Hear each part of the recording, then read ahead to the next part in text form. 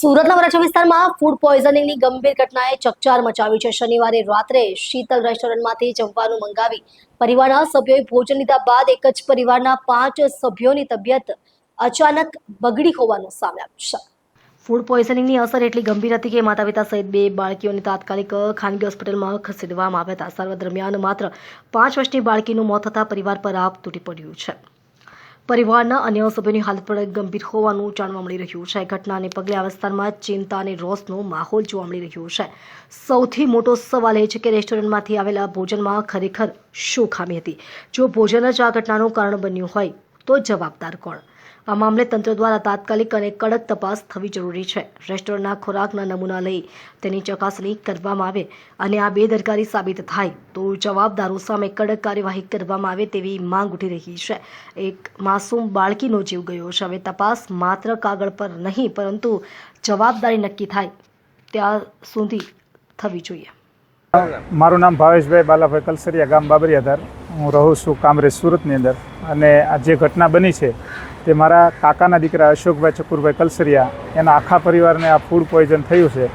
શીતલ રેસ્ટોરન્ટની અંદર જે ઈસરકુપામાં આવેલું છે ત્યાંથી 15 તારીખે સાંજે 2 શાક લઈ આવેલા અને ઘરે જમ્યા। પછી એ જ રાત્રિએ એટલે વહેલી સવારે 16 તારીખે વહેલી સવારે એ અશોકભાઈને અને એની સૌથી નાની 5 વર્ષની દીકરી એને પેટમાં દુખાવો થયો અને ત્યાર પછી સવારે 9 વાગે એને નજીકના ક્લિનિક ઉપર સારવાર લેવા માટે ગયા તો ત્યાં એણે બોટલો ચડાવ્યા અને દવા આપી। સાંજ સુધી રાહ જોઈ કે રાહત થઈ નહીં। પછી બીજા દિવસે પણ સવારે તકલીફ વધી ને બાકીની 2 દીકરીઓ અને અશોકભાઈના વાઈફ એને પણ આ તકલીફ પેટમાં દુખાવો અને ઝાડા ઉલટીની થઈ એટલે તાત્કાલિક રિપોર્ટ કરાવ્યા। હવે રિપોર્ટ આવે એ પહેલાં જ આ આર્યા નામની જે 5 વર્ષની દીકરી છે એને ખૂબ જ આંચકી જેવું લાગ્યું અને આંખું તરવા લાગી એટલે તાત્કાલિક સદવિચારમાં અમે દાખલ કરી। દાખલ કરતાં જ 15 થી 20 મિનિટની સારવાર દરમિયાન જ અમે હાજર હતા અને એને ફૂડ પોઈઝનના હિસાબે એનું ડેથ થયું। અને પછીના પેશન્ટ જે છે 4 અશોકભાઈની 2 દીકરી અશોકભાઈ અને અશોકભાઈના વાઈફ જ્યોત્સનાબેન એને પણ ત્યાં સદવિચારમાં દાખલ કર્યા અને એને પણ ફૂડ પોઈઝનના રિપોર્ટ આવ્યા છે।